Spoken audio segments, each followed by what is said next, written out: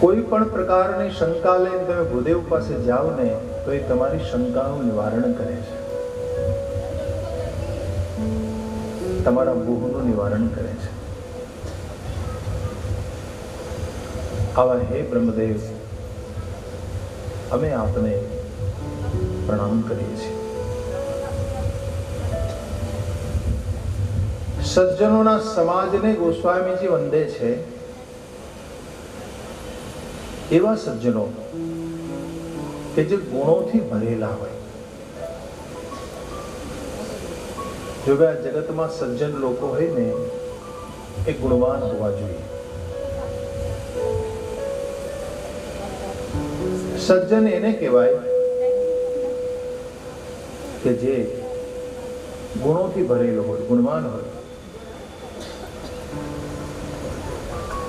એને હું પ્રણામ કરું છું. જો ભાઈ સંસારમાં કહો છો કે સમાજમાં પૂજા કોની થાય છે? તો કે સજ્જનોની પૂજા થાય છે. સાચા અર્થમાં કોની પૂજા કરવી જોઈએ? તો કે જે ગુણવાન વ્યક્તિ હોય એની પૂજા થવી જોઈએ. જ્યારથી સમાજમાં સદગુણી વ્યક્તિની પૂજા થતી બંધ થઈ છે ત્યારથી સમાજ બગડ્યો છે.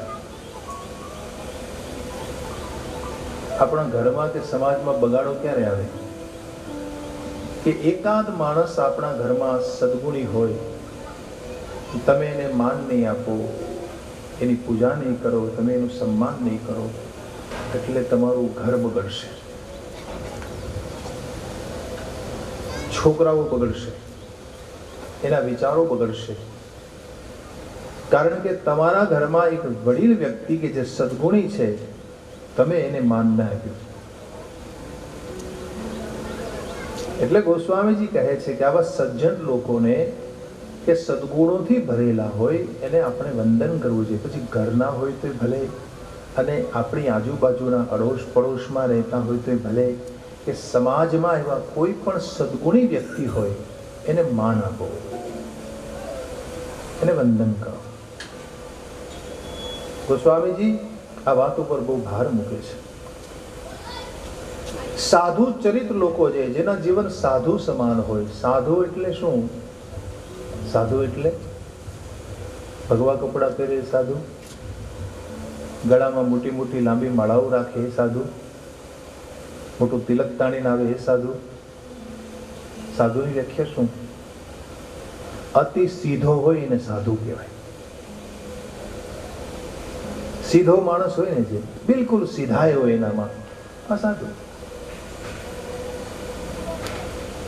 સીધો છે તો પછી એને ભગવા કપડાં પહેરવાની જરૂર નથી, એ સાધુતાથી ભરેલો છે. અથવા તો બીજી વાત કરું, સાધમાં રે એને સાધુ કહેવાય. જે સાધમાં રહેતો હોય, સાધમાં એટલે સાવધ. સાવધ કોને કહેવાય? એ જે પોતાની દ્રષ્ટિને ક્યાંય બગડવા ન દે, જે પોતાના વિચારોને ખરાબ ન થવા દે, બગડવા ન દે, એને સાવધ કહેવાય. દ્રષ્ટિ બગડે ને મન બગડે ને વિચારો બગડે, એના પ્રતિ જે સાવધાન રહેતો હોય એ સાધુ છે. તમને ખબર છે, રામચરિત માનસમાં સાધુ શબ્દની બહુ મોટી મહિમા છે. રામાયણમાં સાધુ શબ્દનો એટલો બધો મહિમા છે કે શંકરજી પણ આ વચન ઉપર બહુ ભાર મૂકે છે. આગળ ઉપર આ ચોપાઈ આવે છે, મોર બચન સબકે મન માના, મોર બચન સબકે મન માના, સાધુ સાધુ કરી બ્રહ્મ બખાના, સાધુ સાધુ કરી બ્રહ્મ બખાના. મોર વચન, ભગવાન શંકરજી ઉમાને કહે છે કે હે ઉમા, મારા વચન સાંભળી અને બ્રહ્માદિ દેવ બોલી ઉઠ્યા, સાધુ સાધુ સાધુ. સાધુ શબ્દોનો મહિમા છે.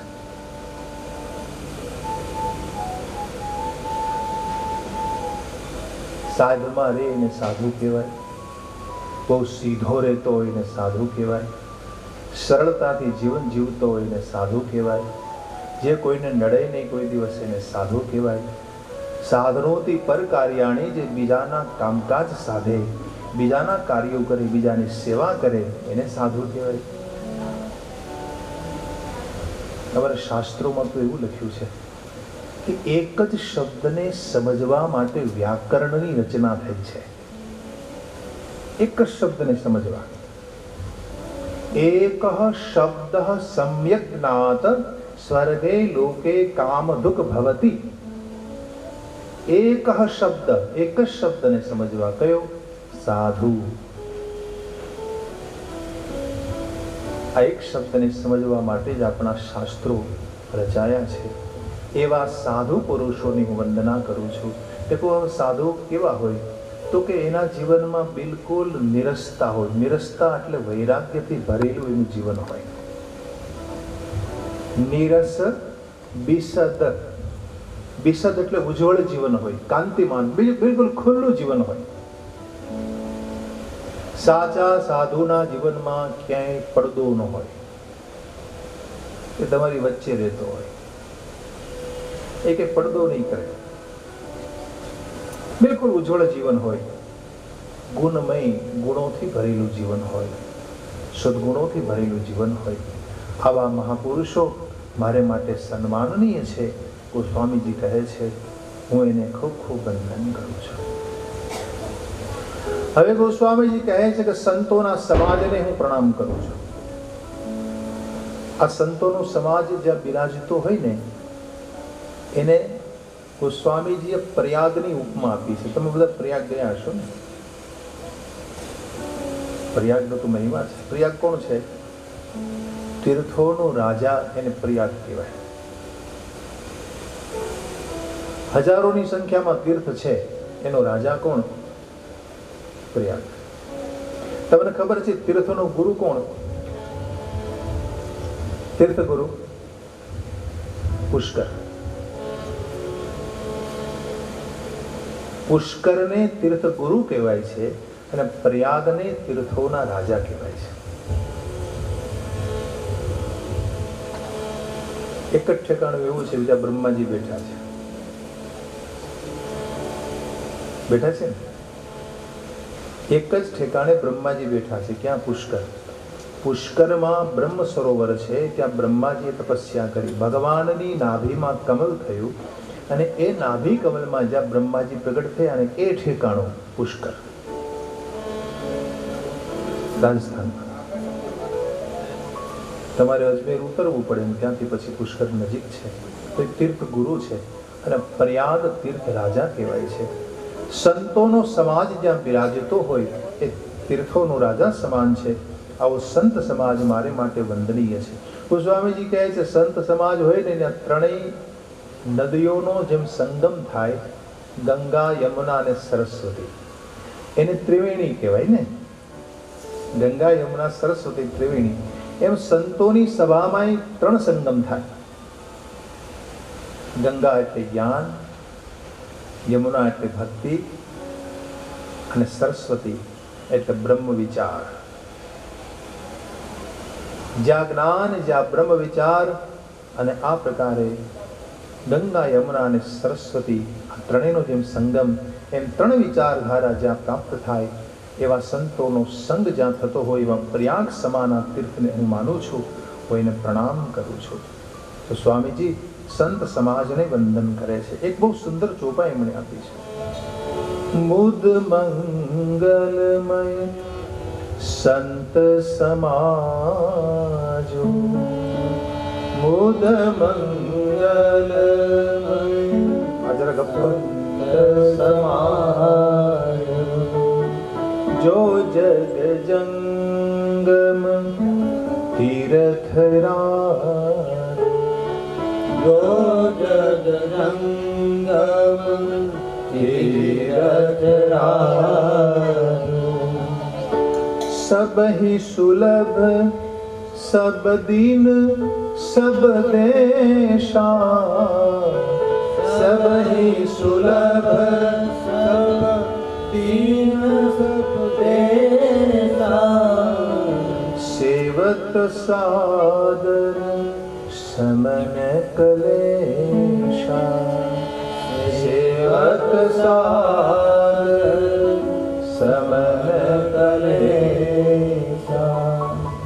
देखो તમારે પ્રયાગનું સેવન કરવું હોય ને તો અહીંથી જવું પડે, કોઈ ગાડીમાં કોઈ વાહનનો આધાર લઈને જવું પડે, ટિકિટ લેવી પડે 2-3 મહિના પહેલા, એમાં ઉનાળાના દિવસો હોય તો એસીમાં કરાવવી પડે, ઘણીવાર મળે ન મળે, ઘણી મુશ્કેલીઓ થાય. એ તમે પ્રયાગ પહોંચો ત્યાં તમારે રહેવાની વ્યવસ્થા કરવી પડે, પછી પ્રયાગમાં જઈને તમે ત્રિવેણીમાં સ્નાન કરો, તીર્થનું સેવન કરો. આ તીર્થને સેવવામાં આવે છે, મહિમા છે, પરંતુ કષ્ટપ્રદ છે. આપણને કષ્ટ મળે છે ને, કષ્ટથી સેવાય છે. પણ સંતોના સમાજ રૂપી ત્રિવેણી જ્યાં બિરાજતી હોય, જ્યાં સંતોનો સમાજ બેઠો હોય, ત્યાં જઈને બેસી જાઓ, તમને કોઈ કષ્ટ નહીં. ગોસ્વામીજી કહે છે જ્યાં સંત સમાજ બેઠો હોય, જ્યાં વિદ્વાન પુરુષોનો સમાજ બેઠો હોય, જ્યાં સત્સંગ થતો હોય, એ તો હંમેશા તમને આનંદ આપે. મુદ મંગલમય, મુદ મંગલમય, મુદ એટલે આનંદ, આનંદ અને મંગલમય સમાજ છે. બસ એનું સેવન કરો, ત્યાં જઈને બેસો. બીજું કે સબ હી સુલભ. પ્રયાગ તો જવા માટે બધાને ફુરસદ ન હોય અને સગવડી ન હોય. બધાને હોય, જ્યારે અહીંયા તો કોઈ પણ ગરીબમાં ગરીબ માણસ આવીને બેસી શકે છે. સંત સમાજ જ્યાં બેઠો હોય, ત્યાં જ્ઞાન ચર્ચા થતી હોય, અહીંયા આવવાની બધાને છૂટ. કોઈ પણ આવી આ સમાજને સેવી શકે છે. સબ હી સુલભ સબ દિન સબ દેશા. કોઈ પણ ઠેકાણે તમે જઈ શકો છો જ્યાં સંત સમાજ બેઠો હોય, ગમે ત્યારે સુલભ છે. અને એનું સેવન કરવાથી શું થાય? પહેલા પ્રયાગનું સેવન કર્યા પછી તો તમને કોને ખબર ક્યારે ફળ મળે, પણ આ સંત સમાજનું તમે સેવન કરો, તમને તુરંત ફળ મળે છે. જોવાય જ્યાં કથા થતી હોય, જ્યાં સત્સંગ થતો હોય, જ્યાં સંત સમાજ બેઠો હોય, એકાદું વાક્ય તમને એવું મળી જાય કે તમારા જીવનના ઘણા બધા પ્રશ્નો ઉકલી જાય. ઘણી વખત એવું બને કે મૂંઝવણ બહુ હોય જીવનમાં, કોઈ માર્ગ ન મળતો હોય, કોઈ રસ્તો ન થતો હોય, કોને પૂછવું કોને ન પૂછવું. પણ કથા એક એવી વસ્તુ છે, સંત સમાજ જ્યાં બેસતો હોય ત્યાં એવા સુંદર વિચારો આપણને મળે. એકાદ વિચાર એવો આપણને પ્રાપ્ત થઈ જાય કે અનેક પ્રશ્નોના ખુલાસા આપણને મળી જતા હોય છે. એટલે કહ્યું દેહ સત્ય પ્રગટ ફલ પ્રભાવ. પ્રગટ ફલ પ્રભાવ છે. માની લો કે તમે સંતનો સંગ કર્યો, સેવન કર્યું સાધુ સમાજનું, એનું ફળ તમને તુરંત મળે છે, તુરંત પ્રાપ્ત થાય છે. આનું ફળ મળતા જરાય વાર નથી, બસ તુરંત ફળ પ્રાપ્ત થઈ જાય છે. અને એટલા માટે ગોસ્વામીજી વિનંતી કરે છે કે મુદિત મનથી, આનંદિત મનથી મજ્જઈ અતિ અનુરાગ. અનુરાગ સહિત જ્યાં સંત સમાજ બેઠો હોય, જ્યાં બ્રહ્મ વિચાર અજ્ઞાન અને યમુનાની જે ત્રિવેણી વહેતી હોય, આમાં સ્નાન કરો તમે. મારી દ્રષ્ટિએ આ સાચું પ્રયાગ છે. હું એવા સમાજને પ્રણામ કરું છું. પહેલું તો તમે સ્નાન કરવા જાઓ, તમને ફળ મળે કે ન મળે પછી એ મળે. આનું તો તત્કાળ ફળ મળે છે. શું ફળ મળે? તો કે કાગડો હોય ને હંસ થઈ જાય છે. સંત સમાજમાં કાગડા જેવો વ્યક્તિ હોય ને, કાગડો એટલે ધૂર્ત. પક્ષીઓમાં ધૂર્તમાં ધૂર્ત પક્ષી હોય તો કાગડો છે. જે બધા પક્ષીઓ બધા એને અવગણે, ધૂર્તમાં ધૂર્ત ગણવામાં આવ્યો છે. લુચ્ચામાં લુચ્ચો હોય તો કાગડો છે. આવો માણસ પણ સંત સમાજમાં જેને બેસે ને, હંસ જેવો થઈ જાય છે.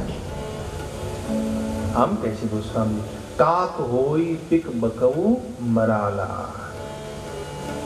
કાગડો કોયલ બની જાય, હંસ બગલો હંસ બની જાય.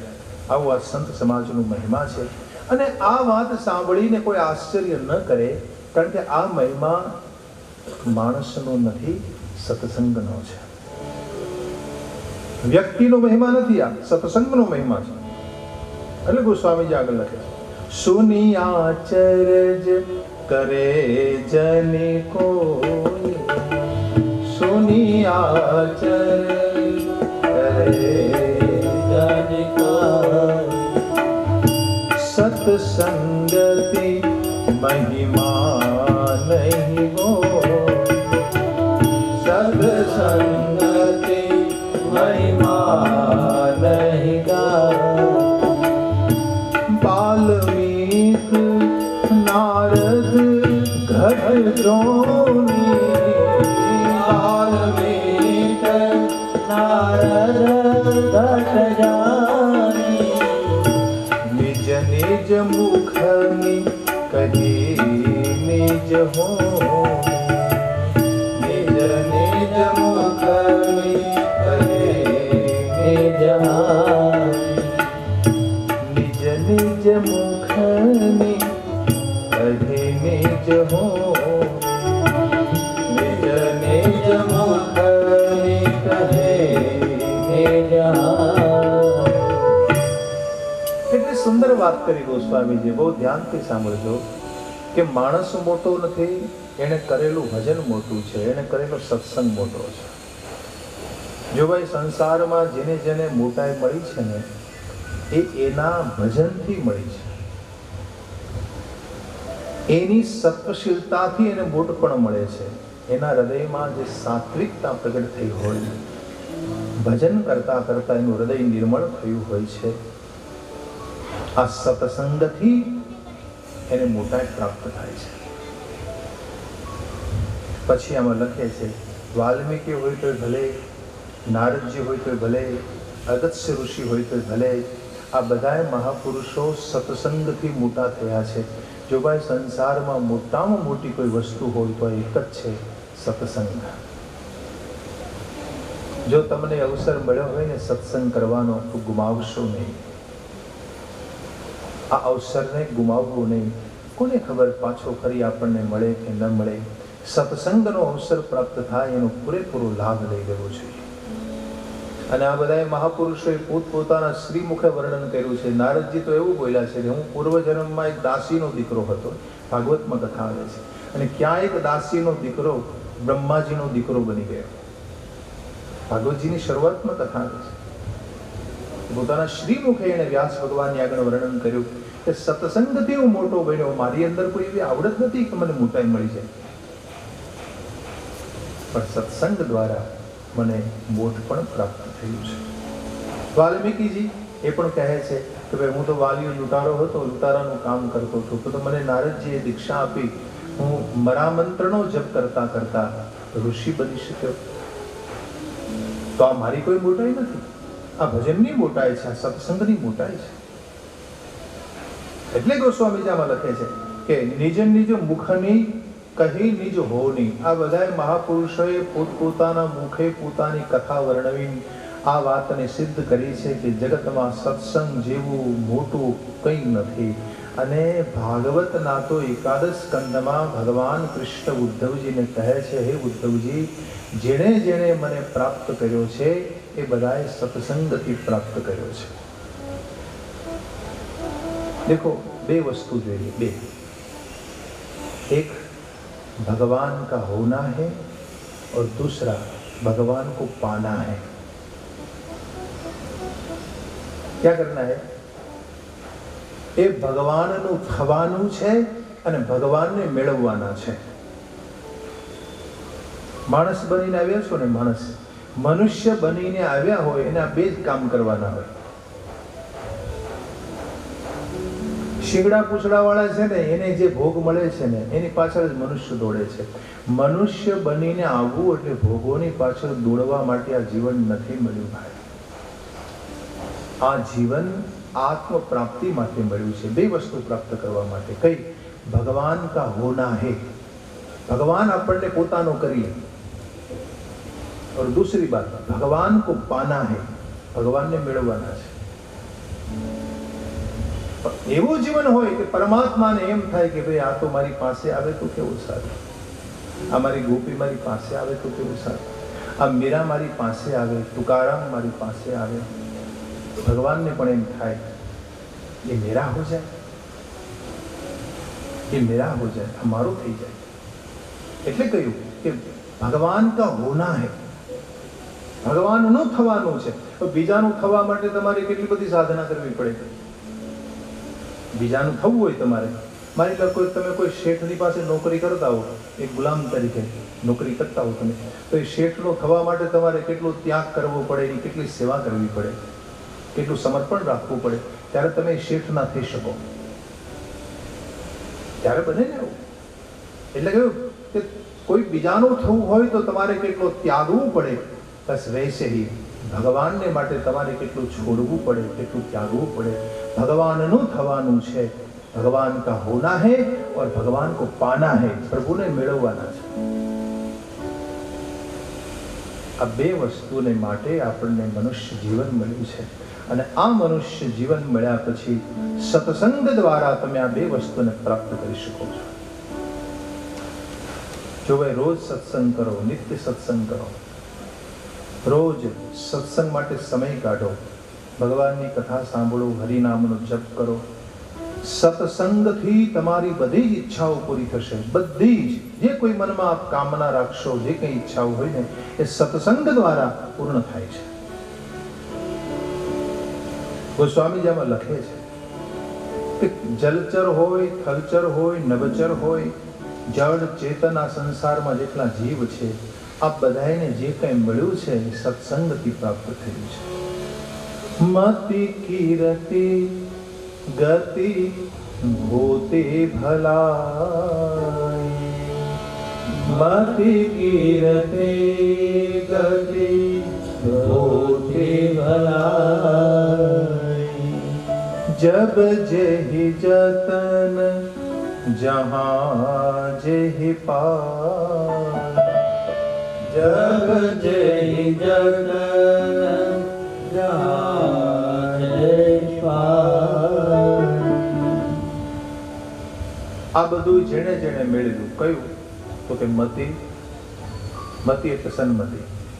પછી બીજું કીર્તિ, તમારી વાહવા થાય, કીર્તિ. પછી ગતિ. ગતિ એટલે સારી ગતિ, સદગતિ. ભૂતિ. ભૂતિ એટલે ઐશ્વર્ય. ઘણી બધી સંપદાને ભૂતિ કહેવાય. ઘણી બધી સંપત્તિ તમને મળી જાય, આને ઐશ્વર્ય કહેવાય, ભૂતિ. અને ભલાઈ, પોતાની તો ભલાઈ થઈ, પણ બીજાનું ભલું કરવાની શક્તિ. આ પાંચ વસ્તુ તમને ક્યારે મળે કે જેણે જીવનમાં સત્સંગનો આશ્રય કર્યો હોય એને મળે. સત્સંગનો આધાર જેણે જીવનમાં લીધો છે એને આ પાંચ વસ્તુ મળે છે. દેખો, સત્સંગના ફાયદા બતાવું હું તમને. 6 ફાયદા. સત્સંગના 6 ફાયદા છે. 1, જે વ્યક્તિ સત્સંગ કરે છે એને પહેલો ફાયદો મળે છે, એની બુદ્ધિની જડતા નાશ પામે છે. સત્સંગથી શું થાય? તમારી બુદ્ધિ નરમ થઈ જાય, કૂણી પડી જાય. ખેડૂત ખેતરમાં દાણા વાવે ને એ પહેલા શું કરે? જમીનને કેળવે છે. એમની જમીનમાં એના ખેતરમાં રહેલા ગાંગડાઓને ભાંગવા પડે છે. ગરમીમાં તપેલા ગાંગડા હોય ને એને પેલું હાથી આંકી અને જમીન રસાળ બની જાય અને ગાંગડા ભાંગી જાય. પછી વરસાદ પડ્યા પછી એમાં દાણાને તમે વાવણી કરી શકો છો, બીજ રોપી શકો છો. પણ પેલા જમીનને કેળવે છે ને ખેડૂત. એમ તમારી બુદ્ધિને કેળવાવી હોય, તમારે કેળવવી હોય તો સત્સંગ જરૂરી છે. સત્સંગ કરવાથી તમારી બુદ્ધિરૂપી જમીન કેળવાય છે. ગાંગડા એટલે જડતા. આપણી બુદ્ધિમાં જડતા હોય ને એને બુદ્ધિના ગાંગડા કહેવાય. સત્સંગ કરવાથી આ જડતા મટી જાય છે. આપણી ભ્રમણાઓ, આપણી ધારણાઓ, આપણી જીર્ણ શીર્ણ માન્યતાઓ, આપણી અંધશ્રદ્ધાઓ, આ બધું કોણ તોડે? સત્સંગ દ્વારા બધું મળે છે. એટલે કહ્યું કે પહેલો ફાયદો સત્સંગનો છે, બુદ્ધિની જડતા નાશ પામે છે. સત્સંગનો બીજો ફાયદો, વાણીમાં સત્યનો સંચાર કરે છે. જે વ્યક્તિ નિત્ય સત્સંગ કરતો હોય એની વાણીમાં સત્ય આવી જાય. એ સત્ય બોલે, જે બોલે એ સાચું પડે, એના વાણીમાં એના વચનમાં સત્ય હોય છે. આ બીજો ફાયદો. સત્સંગ વ્યક્તિ જો કરતો હોય તો એનો ત્રીજો ફાયદો એનું માન વધી જાય, એનું સન્માન વધી જાય. જ્યાં જાય એને માન મળે છે. કોઈ પૂછે પડોશમાં કે ભાઈ ક્યાં ગયા હતા? સત્સંગ કરવા. અહો, બહુ ખુશી થઈ, સત્સંગ કરીને આવો છો, અભિનંદન અભિનંદન, આપને પ્રણામ મહારાજ પ્રણામ. તો સામેનો વ્યક્તિ તમને પ્રણામ કરશે, તમને માન આપશે. એટલે ત્રીજો ફાયદો કીધો, સન્માનની વૃદ્ધિ કરે છે, તમને માન મળે છે. આ ત્રીજો ફાયદો છે. ચોથો ફાયદો, ચિત્તને પ્રસન્ન કરે છે. તમારું ચિત્ત રાજી થઈ જાય. આપ જો સંસારમાં એટલું બધું દુઃખ છે કે તમે જેને જુઓ ને એ બધા એવા દુઃખી થઈને ફરતા હોય છે. દરેકના હૃદયમાં ક્લેશ ને દુઃખ ને ચિંતા એટલી બધી હોય કોઈ જેનો પાર ન આવે. પણ આ એક જ ઠેકાણું એવું છે સત્સંગનું, ત્યાં આવીને બેસો, તમારી ચિંતા મટી જાય, તમારું દુઃખ મટી જાય, તમારું મન પ્રસન્ન થઈ જાય. મનને પ્રસન્ન કરવા માટે, ચિત્તને પ્રસન્ન કરવા માટે આ એક જ ઠેકાણું એવું છે કે જ્યાં તમને શાંતિ મળે. બાકી જ્યાં જુઓ ને આગ લાગી છે. આ સભા છોડીને જાવ ને, જ્યાં જુઓ ને આગ છે, બસ આગ સિવાય કઈ છે. જનક રાજાએ અષ્ટાવક્રને પૂછ્યું, અષ્ટાવક્ર એના ગુરુ જનકજીના, કે મહારાજ સાચી શાંતિ ક્યાં મળે? એટલે એને જવાબ આપ્યો, જો મોક્ષ હેતુ ચાહતા, મોક્ષ જોઈએ છે તારે, જો મોક્ષ હેતુ ચાહતા વિષ સમ વિષય તજતા કરે, વિષ સમ વિષય તજતા કરે, વિષ સમ વિષય તજતા, સંતોષ આર્જવ ક્ષમા સમદમ સુધા દિન રાત રે, સુધા દિન રાત રે, સુધા દિન રાત. સંસાર જલતી आग है, इस आग से झट भाग कर आशांत शीतल देश में, आशांत शीतल देश में हो जा रे, हो जा रे, हो जा रे, हो जा रे, हो जा रे,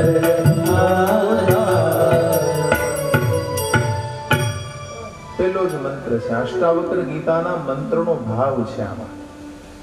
દેખો મહારાજ, આ સંસાર જ્યાં જો ને આગ સમાન છે, જલતી આગ સમાન છે મહારાજ. શાંત અને શીતલ દેશ કોઈ હોય તો સત્સંગનો દેશ છે. આ શાંત શીતલ દેશને આ अमृत पान कीजिए महाराज, सत्संग का पान कीजिए अगर आप शांति चाहते हो तो. એટલે કહ્યું કે ચિત્ત પ્રસન્ન બને છે. એક જ ઠેકાણું એવું છે કે જ્યાં બેસવાથી તમારું ચિત્ત રાજી થઈ જાય. તમને એમ લાગે કે નહીં, મને ક્યાંક મળ્યું, મેં ક્યાંક મેળવ્યું. ચિત્ત પ્રસન્નતાનો અનુભવ કરે છે. ત્યાર પછીનો પાંચમો ફાયદો છે, તમારું દુઃખ મટી જાય, તમારો શોક મટી જાય, તમારું પાપ મટી જાય. જો ભાઈ સત્સંગ કરવાથી પાપ મટે છે, સત્સંગમાં બેસવાથી દુઃખ મટે છે, અને જો સત્સંગમાં ભગવાનની કથા થતી હોય તો તમારા બધાય કર્મ મટી જાય છે. કર્મનો નાશ કરવા માટે એક જ ઠેકાણું એવું છે, ભગવાનની કથા આપણા કર્મનો નાશ કરે છે. ભક્ત વત્સલ મોદય ભગતી બાજ પડા સહ ભ્રમ મુજ તણા ક્રમ મેટવા તથો તુમારા ક્રમ. ભક્ત વત્સલ ઈશ્વરાસુ પરમેશ્વર હતા આપણે ત્યાં. ભક્ત કવિ ઈશ્વરદાસજી કચ્છના મહારાજને ત્યાં મળવા માટે ગયેલા અને એમને મળી અને પછી એમણે પીતાંબર ભટ્ટને પોતાના ગુરુ બનાવ્યા અને શ્રીમદ ભાગવતનો આધાર લઈને એમણે હરિરસની રચના કરી. હરિરસ નામનો ગ્રંથ લખ્યો છે ચારણી ભાષામાં, ચારણી સાહિત્ય અદ્ભુત છે. એમાં એમણે લખ્યું શરૂઆતમાં, પહેલો નામ પરમેશ્વરો જીણ જગ મળ્યો જોઈ, નર મૂરખ સમજે નહીં હરિ કરે સો હોય. પહેલો નામ પરમેશ્વરો જીણ જગ મળ્યો જોઈ, અરે પેલું નામ આ જગતમાં હરિનું છે અને એમણે આ જગત માંડ્યું, આ જગત બનાવ્યું કોણે? મારા હરિના નામથી આ જગત બન્યું છે.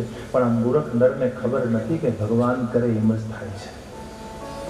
લાગા હું પહેલો લડેલ પીતાંબર ગુરુ પાય, હેત મહારસ ભાગવત પાયો જેણ પસાય.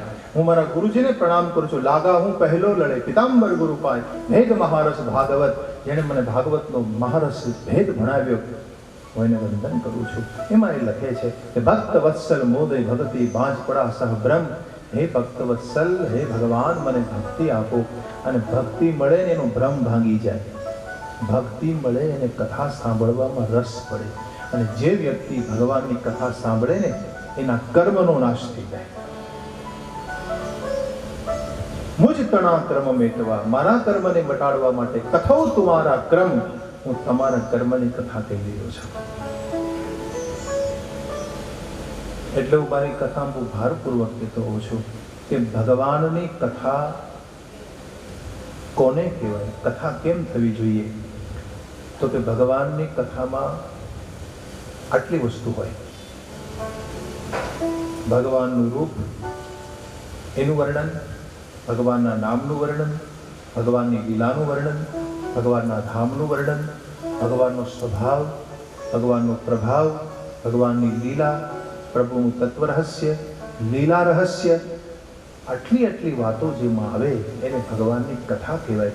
અને એવી કથા તમે સાંભળો એટલે તમારું કર્મ મટી જાય. જો ભાઈ, કર્મને મટાડવા બે જ ઉપાય છે. એક તો એને ભોગવવા પડે છે, ભોગવો તો જ કર્મ મટે. અને બીજો ઉપાય, એની કથા સાંભળો. વ્યથા નહીં. વ્યથા એટલે આડી અવળી વાતો નહીં. કથામાં કથા જ હોવી જોઈએ. કથા સિવાય તમે બીજી કોઈ વાત કરો તો એને વ્યથા કહેવાય. એનાથી તમારા કર્મ મટે નહીં. કથા એક બાજુ રહી જાય તમે બીજી જ વાતો કરવા લાગો તો એને કથા ન કહેવાય. યાને ભગવાનના યશનું જ વર્ણન, ભગવાનના રૂપનું જ વર્ણન, હરિના નામનું જ વર્ણન, હરિના સ્વભાવ અને પ્રભાવનું વર્ણન કરો, એને કથા કહેવાય છે. અને એનાથી આપણા કર્મ નષ્ટ થાય છે. કોઈ સત્સંગનો એક ભાગ છે. એટલે કહ્યું, શોક મટે છે, મોહ મટે છે, દુઃખ મટે છે. જો ભાઈ તમે અહીંયા આવીને બેઠા છો કથા મંડપમાં, તો આ તમારું બધું મટી જાય. હા, 3 કલાક પૂરી થાય, જેવો તમે માંડવો છોડો ને તો ફરી પાછું આવીને તમને લાગી જાય ખરું. કર્મ મટી જાય, એમાં ના નહીં. પણ અમુક વસ્તુ તમે અહીંયા મંડપમાં પ્રવેશ કરો એટલે બહાર રાહ જોઈને બેસે. બહાર બધાને ખબર હશે કે પશુ હોય ને, પશુ ગાય કે ભેંસ પાણીના ભરેલા ખાડામાં પ્રવેશ કરે ને, માની લો તળાવ હોય, ગરમીના દિવસો હોય અને એમાં પ્રવેશ કરે ને એટલે એના શરીર ઉપર લાગેલી બગાઉ હોય ને એ બધી કાંઠા ઉપર બેસી જાય. બધાનો અનુભવ છે ને. એ પેલાને શાંતિ મળી જાય, ઘણા દુબાકા મારે પાણીમાં પડ્યો રહે 1-2 કલાક સુધી પશુ. જેવું બહાર નીકળે એટલે કાંઠે બેઠેલી બગાઉ પાછી લાગી જાય. જેવું પશુ બહાર નીકળે એ તળાવડાની બહાર, કાંઠે બેઠેલી જે બગા હોય ને પાછી લાગી જાય. એમ અહીંયા તમે બેઠા છો ને ત્યાં સુધી બગાઉ બધી બહાર બેસી તમારી રાહ જુએ છે. કઈ કામ અને ક્રોધ ને, લોભ ને, મોહ ને, રાગ અને દ્વેષ ને, ઈર્ષા ને, આ બધી બગાઉ છે.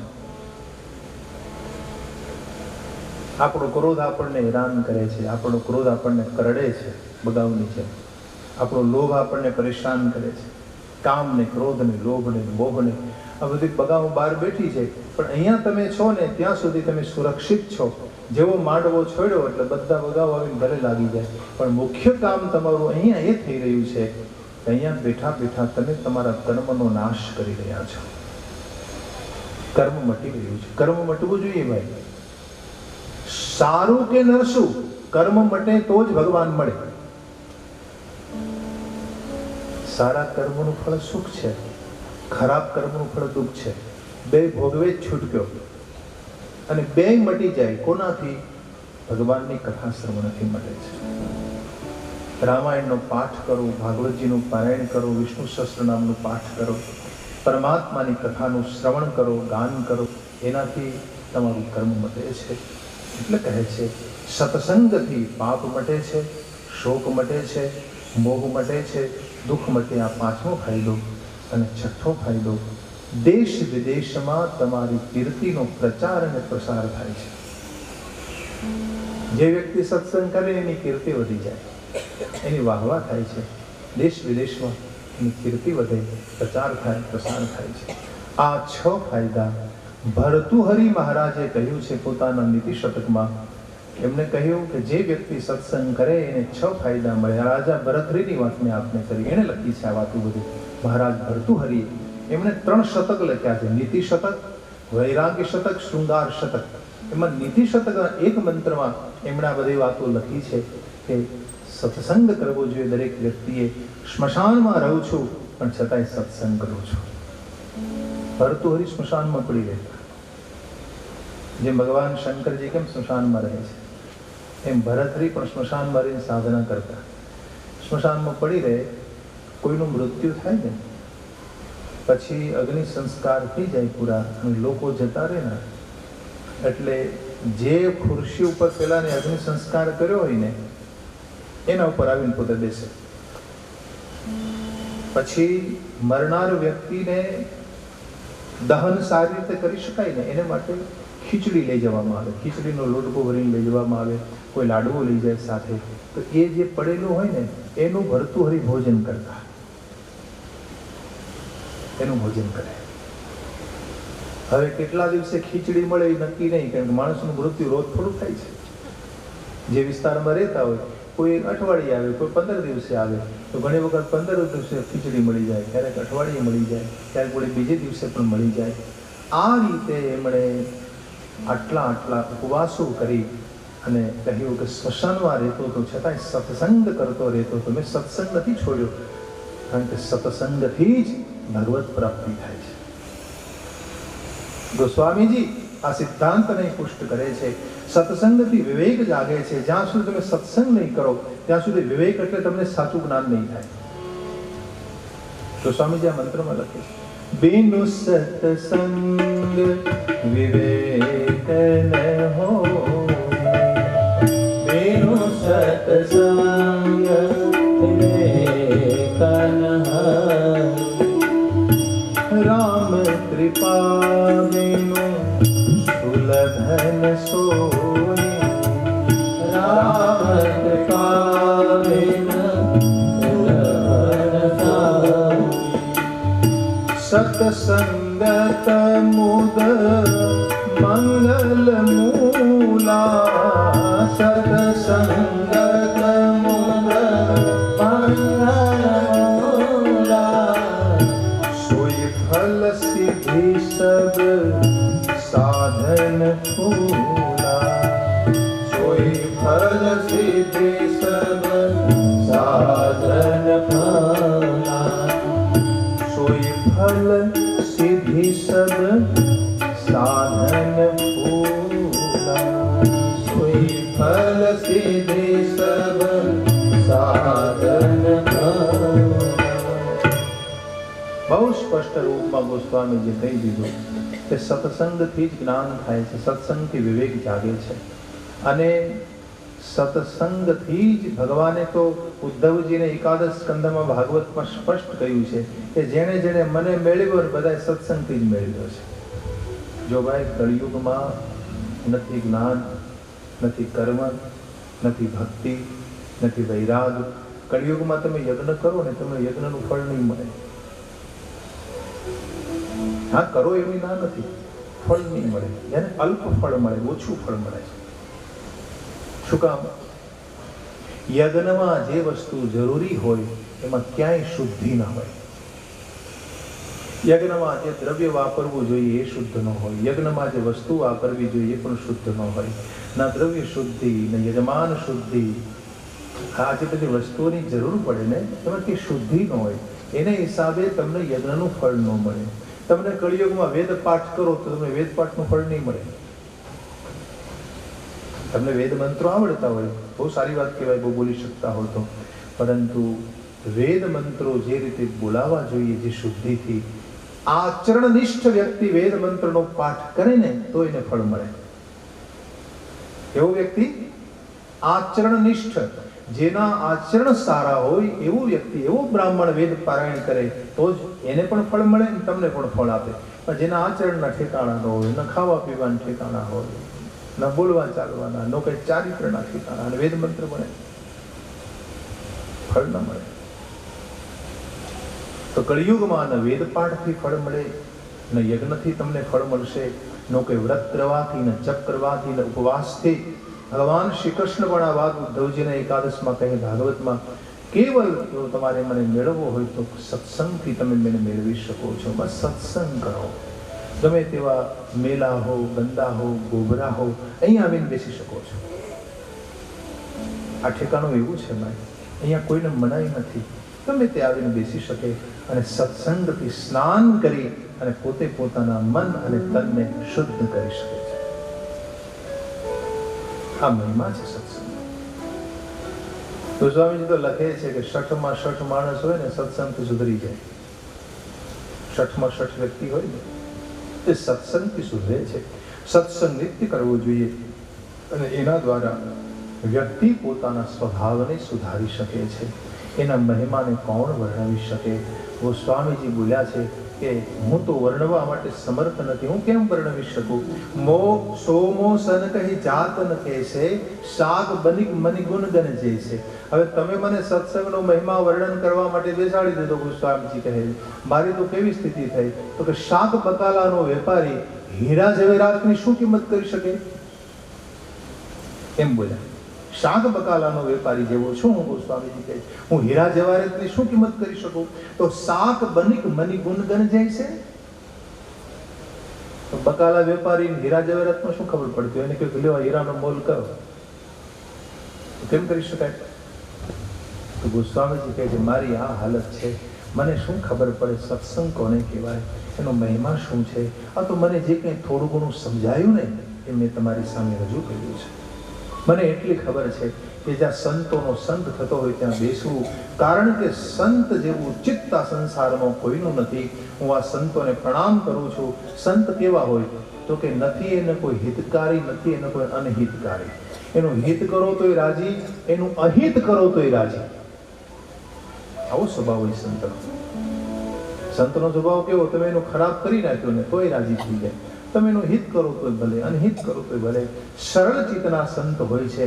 એટલે હું વિનવું છું, બાળકની જેમ વિનય કરું છું કે મને આવા સંતોના ચરણોમાં પ્રેમ આપો. વિનંતી કરે છે.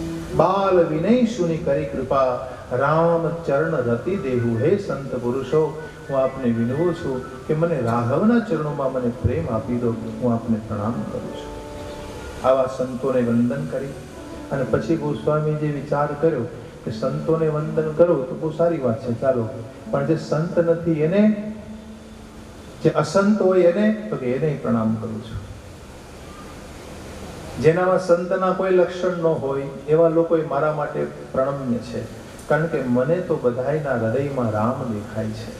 આ અસંત કેવા હોય તો કે કોઈ સ્વાર્થ ન હોય છતાંય બીજાને પરેશાન કરે.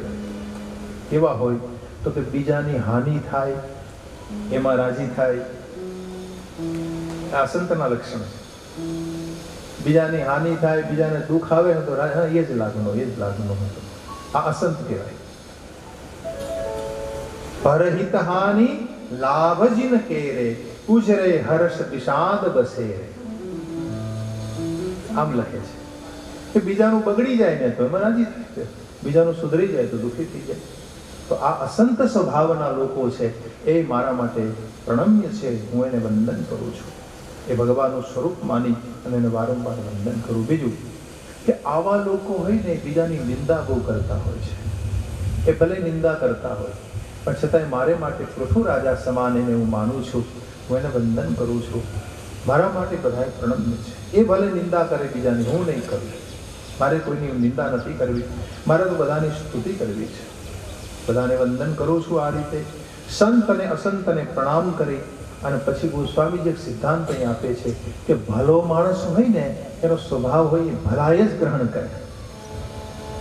ભલો ભલાઈ પે લહી લહી નીચાઈ નીચ સુદાસરાહિય અમરતા ગરલ સરાહિય મીચુ ગરલ સરાહિય મીચુ. સંત કેવા છે તો કે સાધુ સમાન, અમૃત સમાન, ચંદ્રમા સમાન, ગંગા સમાન છે. દુષ્ટ લોકો અસંત કેવા હોય તો કે દુષ્ટ લોકો અગ્નિ જેવા હોય, વિષ જેવા હોય અને પાપોની નદી જેવા હોય છે. પણ ભલો માણસ હંમેશા ભલાઈ જ લે. ભલો માણસ કોને કહેવાય? બીજાની ભલાઈ ઈચ્છે ને ભલો કહેવાય. બીજાનું ભલું કેમ થાય? બસ ભલો ભલાઈ પે લહી લહરી નીચાઈ નીચું. નીચો માણસ છે ને હંમેશા નીચતા જ લેતો હોય છે, નીચાપણું જેને દેખાય બીજામાં. કેમ તો કે અમૃત હોય ને, અમૃત એ બીજાને અમર જ બનાવે અને ઝેર બીજાને મારવાનું જ કામ કરે. અમૃત શું કરે? અમર જ બનાવે. સંતનો સ્વભાવ અમૃત જેવો છે અને અસંતનો સ્વભાવ વિષ જેવો છે.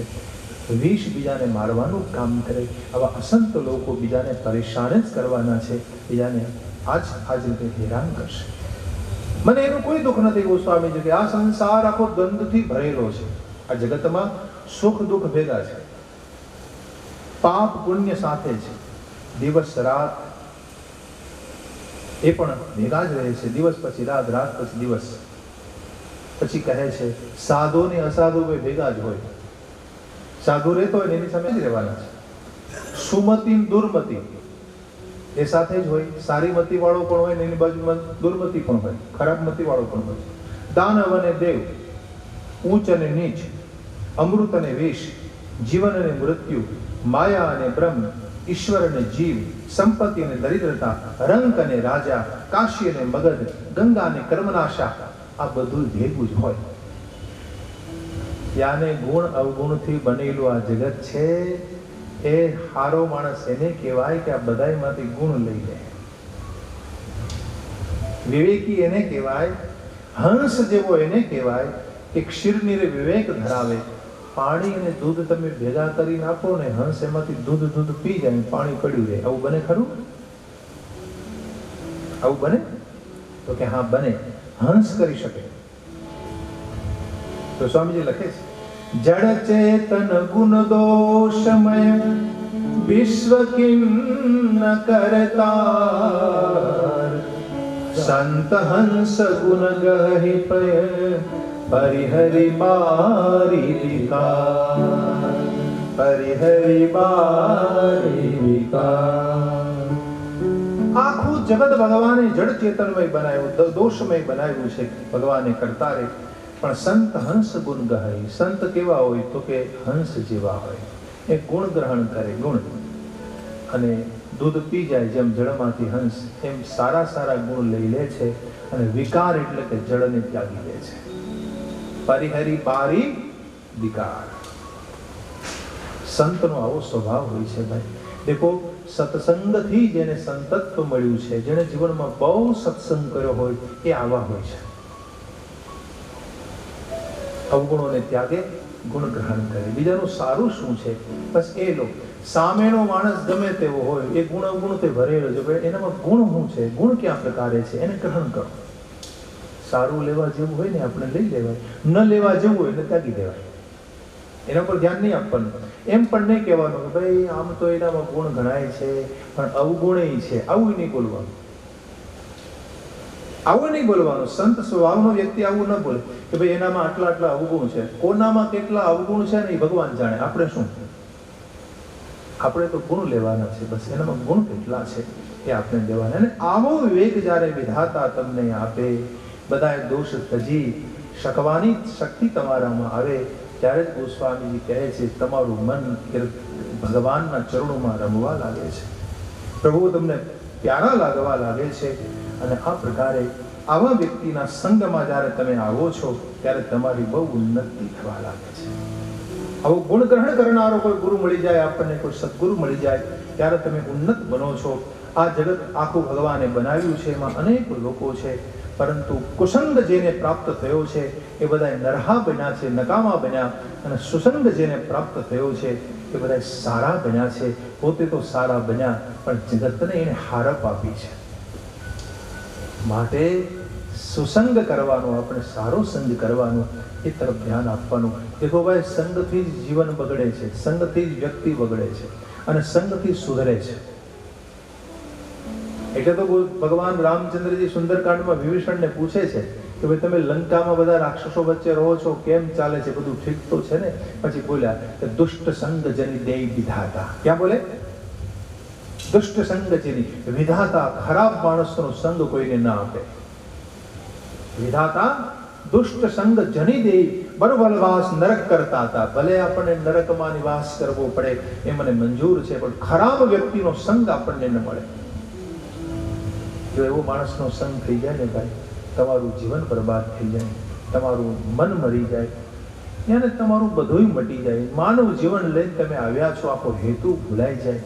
માણસને માનવ તો શું, પશુ કરતા બદતર જીવન જીવવાનો સમય આવે છે જેને ખરાબ સંગ મળે છે. એટલે કહે છે કે સુસંગથી વ્યક્તિ સારો બને છે, પ્રકાશમાન બને છે, એના જીવનના અંધકારને દૂર કરે છે. આ લક્ષ્ય 84 ભગવાને આ રીતે બનાવી છે. હા, બધું સાથે છે, પણ ગોસ્વામીજી કહે છે મને એક વિવેક પ્રાપ્ત થયો છે કે મને બધાયમાં સીતારામજીનું દર્શન થાય છે. આગળ ગોસ્વામીજી લખે છે, આખર 4 લાખ 84, આખર 4 લાખ, જાત જીવ જલ નભ થલ बासे, जात जीव जल फल नभवास, सिया राम मैं सब जग जानी, सिया राम मैं सब जग जानी, करवो प्रणाम को कर प्रणाम जोगपाल, करन चाहूं रघुपति गुण गाहा, करन चाहूं रघुपति गुण गाहा, लघुमति मोरी चरित अवगाहा, लघुमति मोरी चरित अवगाहा.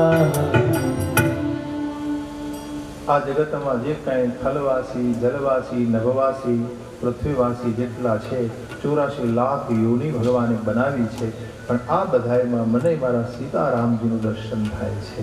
ગોસ્વામીજી કહે છે બધાયને હું મારા સીતારામજીનું સ્વરૂપ માની પ્રણામ કરું છું.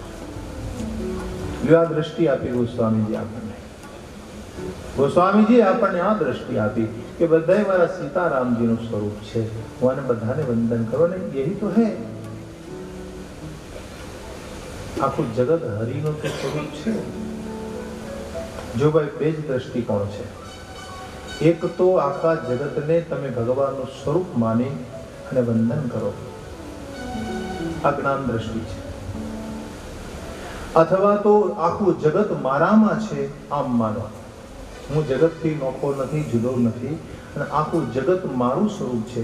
અથવા તો બીજો દ્રષ્ટિકોણ, હું આખા જગતમાં છું, આખા જગતમાં હું રહેલો છું, અથવા આખું જગત મારામાં છે. બે જ વિચારધારા છે. ગુરુની કૃપા જેના ઉપર થતી હોય છે એને આ વાત સમજાય છે. ભગવાન ગોસ્વામીજી લખે છે, કહે છે હે પ્રભુ, હું તો તમારો કિંકર છું. સાધુ સંતોને વિનય કરીને કહ્યું કે છલ નથી કરતો, જીવનમાં કોઈ જાતનું કપટ નથી, અને બહુ નિખાલસતાથી તમને વિનવું છું કે મારે મારા રામના ગુણ ગાવા છે, મારે મારા રામના ગુણ ગાવા છે, પણ મારામાં બુદ્ધિ નથી, બળ નથી, વાણી નથી મારી પાસે. કયા પ્રકારે હું ગુણગાન કરી શકું? મારી મતિ થોડી છે ને મારા રામનું ચરિત્ર તો સાગર જેવડું છે. મારા રામની કથા કેવી છે તો કે સાગર સમાન છે. મારી મતિ લઘુમતી મોરી ચરિત અવગાહા. ચરિત્ર કેવું છે રામનું તો કે અવગાહ એટલે સમુદ્ર સમાન, અને મારી મતિ તો બિલકુલ નાની એવી છે. મને એક પણ ઉપાય સૂચતો નથી, છતાં હું કોશિશ કરું છું. સજ્જન લોકો મારી દુષ્ટતાને સહન કરી લેશે. તો ભાઈ સજ્જન લોકો હોય ને એ ગમે એવી કથા તમે કહો ને તોય સાંભળે. તો સ્વામીજી કહે છે કે સજ્જનતા જેનામાં ભરી હોય ને એ કથા સાંભળે. બસ કથા છે ને તો સજ્જન લોકો મારી આ દુષ્ટતાને સહન કરી લેશે. બાળકની જેમ તોતડી ભાષામાં બોલે મા બાપ કેમ રાજી થાય, એમ હું તોતડી ભાષામાં બોલું અને ભગવાન પણ રાજી થશે, સંતો રાજી થશે મારી આ કથા સાંભળીને. જો બાલક કહતો તરી બાતા સુનહી મુદિત મન પિતુરુ માતા. એને સાંભળીને મા બાપ જેમ મુદિત બને, બસ એમ મારી આ કાલી ઘેરી ભાષામાં હું જે પ્રકારે વર્ણન કરું છું એને સાંભળી અને આ સંત પુરુષો ખૂબ રાજી થશે. હા, અમુક લોકો છે ભલે પોતાના ભવા ચડાવશે, મારી નિંદાય કરશે, કારણ કે એને ગમે એવી વાત હું ન કરું ને તો એને નહીં પણ ગમે આવું કરશે, પરંતુ મને એની કોઈ ચિંતા નથી. મારી અભિલાષા બહુ મોટી છે. હા, મારું ભાગ્ય નાનું છે. હા, હું એ પણ તમને કહી શકું, હું કોઈ મોટો કવિ નથી, હું કોઈ મોટો ચતુર વ્યક્તિ પણ નથી, મારામાં કોઈ વિદ્યા પણ નથી, હું કલા વગરનો વિદ્યા વગરનો છું, પણ છતાંય એક પ્રયાસ કરી રહ્યો છું મારા રામની કથાને ગાવાનો. કોઈ ગોસ્વામીજીને પૂછ્યું કે ભાઈ તમે આ જે કથા લખી છે રામ કથા, આ તમારી ભનીતી છે, એમાં શું શું છે મહારાજ? તો કહે છે મારી આ કથામાં કોઈ ગુણ નથી, એક પણ ગુણ નથી, એક પણ રસ નથી, અર્થ વગરની આ કથા મેં લખી છે. તો કંઈક તો હશે ને મહારાજ, તમારી કથામાં કંઈક તો સાર હશે ને? તો કે હા, એક સાર છે. શું? તો કે મારી રામ કથામાં મેં જે કથા લખી છે એમાં મારા રામનું ઉદાર નામ છે, મારા પ્રભુનું નામ છે આ કથામાં. મારી આ લખેલી કથામાં વારંવાર રામ નામ આવશે મહારાજ. એહી મહારઘુપતિ નામ ઉદારા, એહી મહારઘુપતિ નામ ઉદારા, અતિ પાવને પુરાણે શ્રુતિ સારા, અતિ પાવને પુરાણે શ્રુતિ સારા, મંગલ ભવના અમંગલ હારે, મંગલ ભવના મંગલ હારે, ઉમા સહિત જય જગત પુરારે, ઉમા સહિત જય જગત પુરારે, ઉમા સહિત જય જગત પુરારે, ઉમા સહિત જય જગત પુરારે. બહુ સુંદર વાત કરી ગોસ્વામીજી. કહે છે મારી રામ કથામાં મારા રામનું ઉદાર નામ છે. દેખો, પ્રભુનું નામ એકદમ ઉદાર છે.